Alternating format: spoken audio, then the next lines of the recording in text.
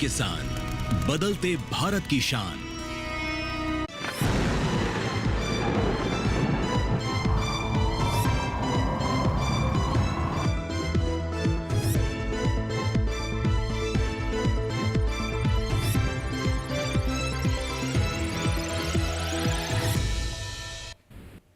नमस्कार, आप देख रहे हैं दूरदर्शन किसान। मौसम खबर में आप सभी का स्वागत है। मैं हूं मोनालिसा। मौसम खबर में बताएंगे आपको आने वाले दिनों में कहां होगी बारिश, कहां हो सकती है बर्फबारी। इसके अलावा तापमान और वायु गुणवत्ता का हाल भी आपको बताएंगे। लेकिन आइए पहले बड़ी खबरों पर नजर डाल लेते हैं।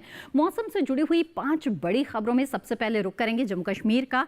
कहीं कहीं भारी बारिश या फिर बर्फबारी के आसार यहां पर नजर आ रहे हैं। इसके अलावा बात करें हिमाचल प्रदेश की, तो कहीं कहीं भारी बारिश या बर्फबारी हिमाचल प्रदेश में भी हो सकती है। वहीं आइए अब रुक करते हैं पंजाब का। कहीं कहीं गरज के साथ तेज हवाएं चलने के आसार पंजाब में बनते हुए नजर आ रहे हैं। तो इसके साथ ही बिहार की बात करते हैं। कहीं कहीं पर कड़ाके की ठंड बिहार में पड़ सकती है। तो आने वाले 24 घंटों की खासतौर पर हम बात कर रहे हैं। मध्य प्रदेश में भी कुछ इलाकों में बेहद घना कोहरा छाने का अनुमान जताया गया है। तो ये तो हुई मौसम से जुड़ी हुई 5 बड़ी खबरें। आइए अब आगे बढ़ते हैं, नजर डाल लेते हैं सर्द अपडेट पर। देखते हैं कहां हो सकती है भारी बारिश या फिर बर्फबारी, और साथ ही कहां पर मौसम हो सकता है काफी ठंडा। और इसके बारे में महत्वपूर्ण जानकारी लेकर हमारे साथ जुड़ रही हैं एआई एंकर भूमि। नमस्कार किसान भाइयों और बहनों, आप देख रहे हैं सर्द अपडेट डीडी किसान पर। मैं हूं आपकी एआई एंकर भूमि। आज हम आपको देश भर में होने वाली मौसम की स्थिति की ताजा जानकारी देने जा रहे हैं। उन क्षेत्रों की जानकारी लेते हैं जहां सतर्क रहें। जम्मू कश्मीर और लद्दाख में कहीं कहीं भारी बारिश और बर्फबारी की संभावना है। हिमाचल प्रदेश में कहीं कहीं भारी बारिश, बर्फबारी और गरज के साथ तेज हवाएं हो सकती हैं। अब उन क्षेत्रों की जानकारी लेते हैं जहां नजर बनाए रखें। पंजाब, हरियाणा और दिल्ली में कहीं कहीं गरज और चमक के साथ तेज हवाओं का असर हो सकता है। बिहार में कहीं कहीं काफी ठंडा दिन रहेगा और कहीं कहीं बेहद घना कोहरा छा सकता है। असम, मेघालय, नागालैंड, मणिपुर, मिजोरम और त्रिपुरा में सुबह और शाम को कहीं कहीं घना कोहरा रह सकता है। मध्य प्रदेश में कहीं कहीं बेहद घना कोहरा छाने की संभावना है। यह थी मौसम की ताजा जानकारी। कृपया सुरक्षित रहें। धन्यवाद भूमि इस महत्वपूर्ण जानकारी के लिए। आइए मौसम खबर में आगे बढ़ते हैं और आपको बताते हैं मौसम पूर्वानुमान के बारे में। आने वाले 24 से 48 घंटों के दौरान देश के वो कौन से हिस्से हैं जहां बारिश हो सकती है और कहां मौसम साफ रहेगा, आइए जानते हैं। और ऐसे में सबसे पहले हम रुख करेंगे उत्तर भारत का। तो आइए उत्तर भारत में जान लेते हैं कैसा रहेगा मौसम। जम्मू कश्मीर, लद्दाख में अधिकतर जगहों पर बरसात के आसार हैं। तो हिमाचल प्रदेश में अनेक जगहों पर बारिश हो सकती है। पंजाब, हरियाणा, दिल्ली में भी कई जगहों पर बरसात का अनुमान है। लेकिन उत्तराखंड की बात करें और साथ ही उत्तर प्रदेश यानी कि पश्चिमी और पूर्वी उत्तर प्रदेश, तो यहां पर बारिश के लिहाज से मौसम बिल्कुल साफ बना रहेगा। जहां तो जाना आपने उत्तर भारत का हाल कि यहां पर कैसा मौसम रह सकता है आने वाले 24 घंटों के दौरान। अब आइए पूर्वी पूर्वोत्तर भारत का रुख करते हैं। जैसे कि आप देख रहे हैं बिहार, झारखंड, ओडिशा में मौसम साफ रहेगा। गांगे पश्चिम बंगाल, उप हिमालय पश्चिम बंगाल और सिक्किम में भी बारिश के आसार नहीं है। साथ ही अरुणाचल प्रदेश, असम, मेघालय, नागालैंड, मणिपुर, मिजोरम और त्रिपुरा में भी आने वाले 24 से 48 घंटों के दौरान बरसात के आसार नजर नहीं आ रहे हैं। इसके साथ ही दक्षिण भारत की बात करें तो अंडमान निकोबार में कई जगहों पर बारिश हो सकती है और साथ ही तमिलनाडु, पुडुचेरी में कहीं कहीं बरसात के आसार नजर आ रहे हैं। लेकिन तेलंगाना, तटीय आंध्र प्रदेश, रायलसीमा हो या फिर उत्तरी दक्षिण आंतरिक कर्नाटक, तटीय कर्नाटक और केरल, यहां पर मौसम साफ रहेगा। इसके साथ ही जैसा कि आप देख रहे हैं मध्य भारत में भी बरसात के आसार नजर नहीं आ रहे हैं। पश्चिमी राजस्थान की अगर बात की जाए तो कहीं कहीं पश्चिमी राजस्थान में बारिश हो सकती है। लेकिन पूर्वी राजस्थान, गुजरात, सौराष्ट्र, कच्छ में भी मौसम बिल्कुल साफ बना रहेगा। इसके अलावा जो मध्य भारत है यहां पर भी मौसम साफ बना रहेगा। अब जान लेते हैं पिछले 24 घंटों के मौसम का हाल। तो ऐसे में सबसे पहले हम जानेंगे कि उत्तर भारत में क्या स्थिति रही। तो जम्मू कश्मीर में काफी घना कोहरा रहा है कई जगहों पर। हिमाचल प्रदेश में सर्द हवाएं चली है और साथ ही घना कोहरा भी। पंजाब में भी कई जगहों पर सर्द जो है मौसम रहा है। हरियाणा में भी सर्द मौसम रहा है, साथ ही कोहरे का भी असर दिखा है। पश्चिमी उत्तर प्रदेश और पूर्वी उत्तर प्रदेश की बात करें तो यहां पर भी काफी घना कोहरा रहा है। इसके अलावा बात करते हैं ओडिशा की, तो यहां पर भी काफी घना कोहरा छाया रहा और बिहार में भी कहीं कहीं पर घने कोहरे का असर नजर आया है पिछले 24 घंटों के दौरान।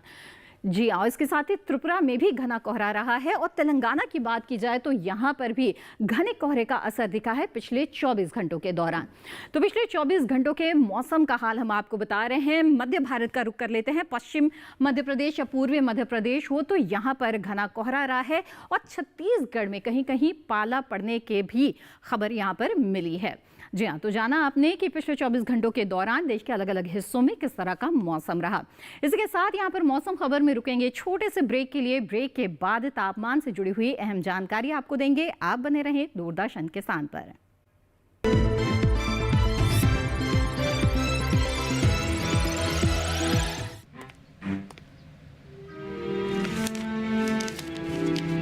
इतनी जल्दी पैसे डबल? ओ, जमा करोगे तो फिर भुगतोगे। चलो, ऐसी लुभाने वाली स्कीम में पैसे जमा करना यानी धोखे की संभावना, इसलिए पहले पूरी जांच, उसके बाद पैसे जमा, नहीं तो आपके पैसे हो जाएंगे फुर्र। आरबीआई कहता है जानकार बनिए, सतर्क रहिए।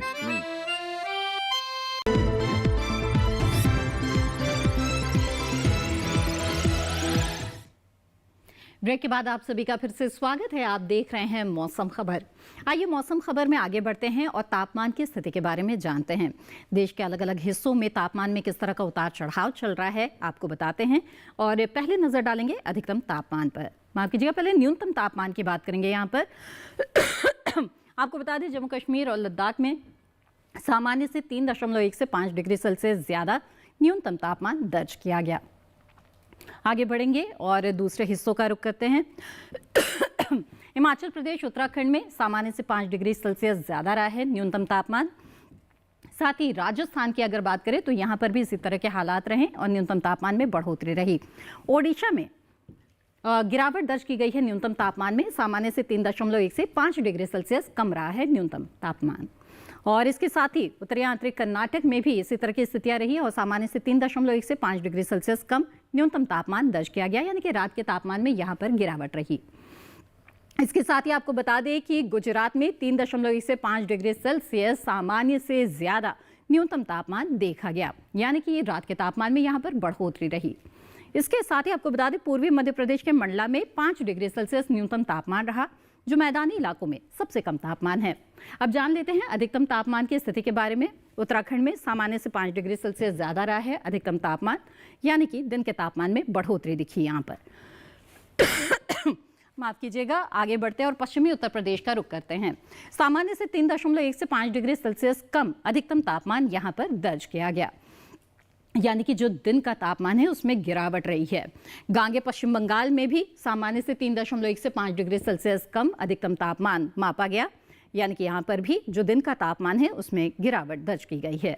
इसके साथ ही आपको बता दें कि कोंकण गोवा में सामान्य से 5 डिग्री सेल्सियस ज्यादा अधिकतम तापमान रहा है, यानी कि यहाँ पर बढ़ोतरी रही है।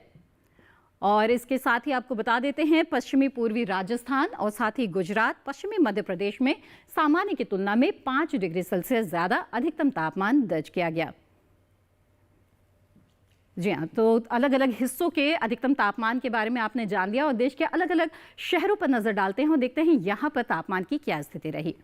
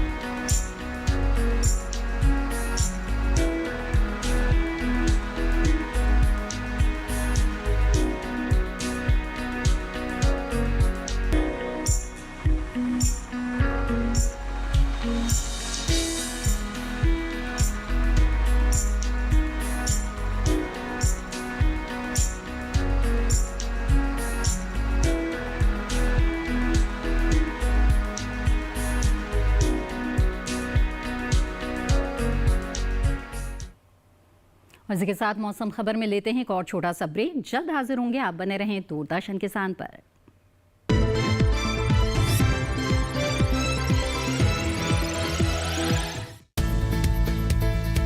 ये चाल। किस मंडी का क्या है हाल? उतरते चढ़ते भाव का असर, आयात निर्यात का क्या है असर? कैसा रहेगा आगे बाजार, बताएंगे मंडियों के जानकार। देखिए मंडी खबर सोमवार से शनिवार शाम 5 बजे सिर्फ दूरदर्शन किसान चैनल पर।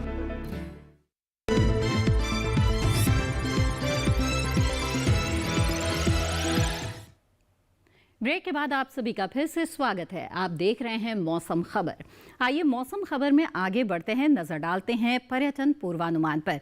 बताते हैं आपको कि जो पर्यटक स्थल है वहां पर आने वाले 4 दिनों के दौरान आपको किस तरह का मौसम मिल सकता है, ताकि इसी के आधार पर आप अपना प्लान बना सकें। तो जम्मू कश्मीर के श्रीनगर से शुरुआत करते हैं। रविवार को यहाँ पर हल्की बर्फबारी हो सकती है और 1 से -1 के बीच तापमान रहेगा।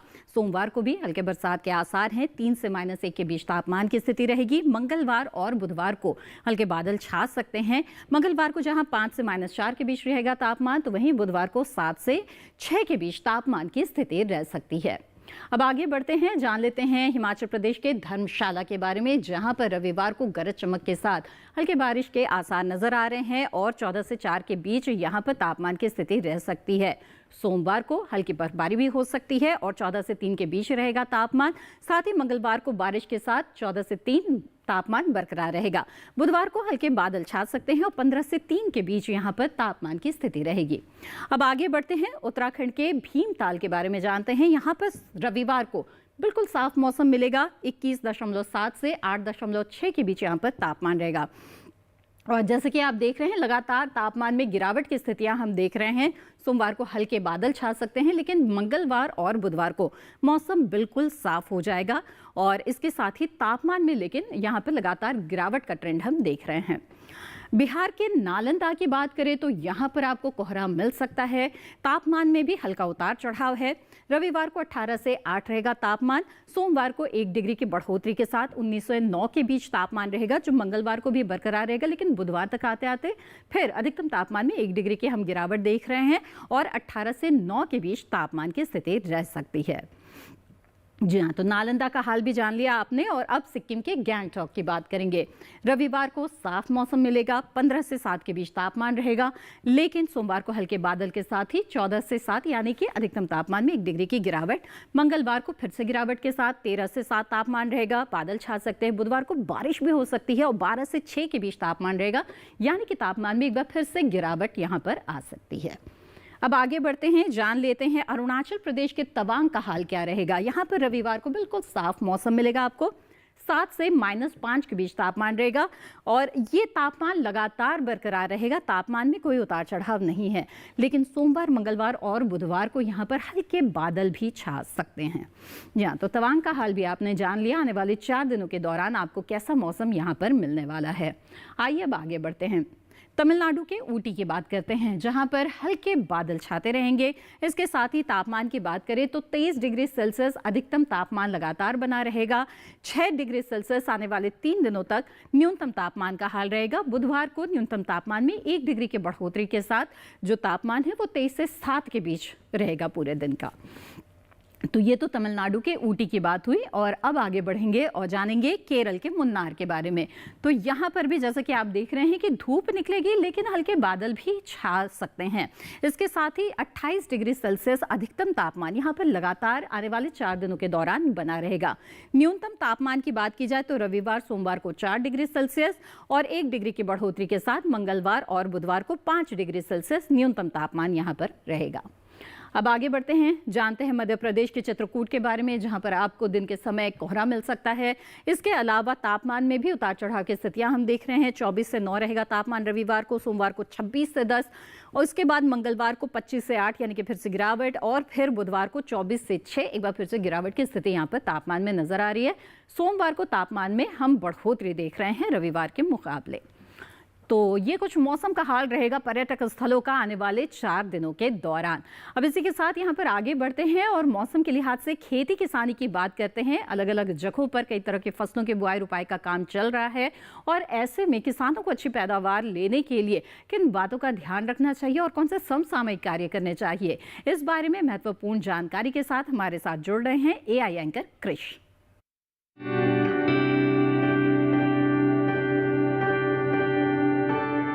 नमस्कार, आप देख रहे हैं डीडी किसान। मैं हूं AI कृष और आज हम कोंकण, महाराष्ट्र और मराठवाड़ा में होने वाली खेती किसानी से संबंधित सलाहों के बारे में पूरी जानकारी देंगे। कोंकण में इस समय जहां सिंचाई की व्यवस्था हो, वहां ग्रीष्मकालीन धान की नर्सरी लगाएं। इसके साथ ही यहां गन्ने की बुवाई जारी रखें। कोंकण में ही इस समय कुलथी और लोभिया में निराई गुड़ाई जैसे कार्य करें। मध्य महाराष्ट्र की बात करें तो यहाँ के किसान अभी अरहर की कटाई और गन्ने की रोपाई करते रहें। इसके अलावा यहाँ इस समय तैयार स्ट्रॉबेरी की तुड़ाई जारी रखें। मध्य महाराष्ट्र में ही किसान मिट्टी की नमी को बनाए रखने के लिए सब्जियों के खेतों और फलों के बगीचों में मल्चिंग करें। इसके अलावा यहाँ गेहूं, चना, काबुली चना और रब्बी ज्वार के खेतों के अलावा केले के बागानों में जरूरत के अनुसार सिंचाई करें। वहीं मराठवाड़ा में इस समय तैयार अरहर की कटाई जारी रखें। इसके अलावा अनार की तुड़ाई भी करते रहें। मराठवाड़ा में ही अभी मौसम को ध्यान में रखते हुए हल्दी, काबुली चना और कुसुम के अलावा सब्जियों के खेतों में जरूरत के अनुसार सिंचाई करें। इसके साथ ही यहाँ चीकू के बागों में भी जरूरत के अनुसार सिंचाई करें। वहीं विदर्भ की बात करें तो यहाँ के किसान इस समय कपास की चुनाई और अरहर की कटाई करते रहें। इसके साथ ही यहाँ जिन किसानों के पास सिंचाई की व्यवस्था है, वे इस समय ग्रीष्मकालीन धान की नर्सरी लगा सकते हैं। पौधे की वृद्धि को बेहतर बनाने के लिए नर्सरी को प्लास्टिक या धान की पराली से ढक दें। विदर्भ में ही सरसों और काबुली चना के खेतों में जरूरत के हिसाब से निराई गुड़ाई जैसे कार्य करें। इसके साथ ही यहाँ गेहूं और सरसों में जरूरत के अनुसार सिंचाई करें। इसी तरह कृषि और किसानों से जुड़ी हर महत्वपूर्ण जानकारी के लिए हमारे साथ जुड़े रहिए और देखते रहिए डीडी किसान। धन्यवाद कृष इस अहम जानकारी के लिए। तो महाराष्ट्र के अलग अलग हिस्सों के जो किसान हैं उन्होंने जाना कि इस वक्त किस तरह के समसामयिक कार्य कर सकते हैं। आगे बढ़ते हैं और आज की फसल में बात करते हैं पालक की, जो कि बहुत ही पौष्टिक होता है और इसकी अच्छी खासी मांग भी रहती है और ये समय जो है वो पालक की बुआई के लिए बहुत ही उपयुक्त है। लगभग पूरे भारत में इसकी खेती की जा सकती है और ऐसे में पालक की खेती के दौरान किस तरह की वैज्ञानिक पद्धति को अपनाकर आप अच्छी उपज हासिल कर सकते हैं, जानते हैं इस रिपोर्ट के जरिए। इस समय पालक की बुआई की जा सकती है। पालक को मैदानी और पहाड़ी दोनों क्षेत्रों में बोया जा सकता है। मैदानी इलाकों में सर्दी के मौसम में ये ज्यादा बोई जाती है। वैसे तो इसे किसी भी प्रकार की मिट्टी में बोया जा सकता है, फिर भी दोमट मिट्टी इसके लिए सर्वोत्तम मानी जाती है। अलग अलग राज्यों के लिए अलग अलग किस्में हैं। किसान वैज्ञानिकों से सलाह लेकर बीज का चुनाव कर सकते हैं। अच्छी नमी से बुआई करने पर तुरंत सिंचाई की जरूरत नहीं पड़ती। फिर भी बुआई के 8 से 10 दिन बाद सिंचाई करना आवश्यक है। इसके बाद 10 से 15 दिन के अंतराल पर सिंचाई करते रहें। पत्तियों की हर कटाई के बाद सिंचाई करना ना भूलें। खरपतवार नियंत्रण के लिए बोने के 15 से 20 दिन बाद पहली निराई गुड़ाई कर दें। पालक के लिए 2 से 3 बार निराई गुड़ाई करनी चाहिए। पत्तेदार सब्जियों में आमतौर पर बीमारी नहीं लगती, फिर भी अगर बीमारी लग जाए तो कटाई के बाद दवा छिड़कें ताकि पत्तियों पर दवाई का असर ना हो। वैसे पालक में सर्कोस्पोरा लीफ स्पॉट और डंपिंग ऑफ जैसी बीमारियों की आशंका रहती है। लीफ माइनर, चैंपा, माहू और इल्ली जैसे कीट पालक की पत्तियों को नुकसान पहुंचा सकते हैं। बचाव के लिए विशेषज्ञों की सलाह पर उचित दवाएं छिड़कें। ध्यान रखें कि फसल में किसी भी प्रकार की दवा का छिड़काव करने से पहले कृषि विशेषज्ञों से सलाह जरूर लें। पालक की 1 हेक्टेयर में 80 से 100 क्विंटल तक पैदावार होती है। इसे कई बार काटा जा सकता है। जी हाँ, तो एक बार पालक बोने के बाद आप कई बार इसकी फसल ले सकते हैं। ये एक लाभ होता है पालक की बुआई करने से। लेकिन अच्छी पैदावार लेने के लिए पहली शर्त ये है कि जो बीज है वो गुणवत्ता युक्त हो और इसके साथ ही बीजोपचार करना भी न भूले, क्योंकि इससे कई तरह की मिट्टी जनित या बीज जनित जो रोग होते हैं इसकी आशंका मिट जाती है। साथ ही खरपतवार का ध्यान जरूर रखें। खरपतवार का नियंत्रण करना बेहद जरूरी है, तभी आप जो पालक की असल फसल है उसको पूरा पोषक तत्व मिलेगा मिट्टी से और बढ़वार अच्छी होगी। तो ये कुछ छोटी छोटी बातें हैं जिनका अगर आप ध्यान रखें तो पालक की आप अच्छी उपज हासिल कर सकते हैं। उम्मीद है कि कृषि वैज्ञानिकों की सलाह के अनुसार आप पालक की वैज्ञानिक पद्धति के जरिए खेती करेंगे और अच्छी उपज हासिल कर पाएंगे। इसी के साथ मौसम खबर में आज बस इतना ही। मौसम खबर को आप दूरदर्शन किसान के YouTube चैनल पर भी देख सकते हैं और मौसम खबर से जुड़ी हुई जो तमाम जानकारी है वो फिर से हासिल कर सकते हैं। इसके लिए टीवी स्क्रीन पर दिखाए जा रहे इस QR कोड को स्कैन करें। मौसम का ताज़ा हाल और कृषि सलाह के साथ फिर होंगे हाजिर। तब तक के लिए दीजिए इजाजत। आप बने रहें दूरदर्शन किसान पर। नमस्कार।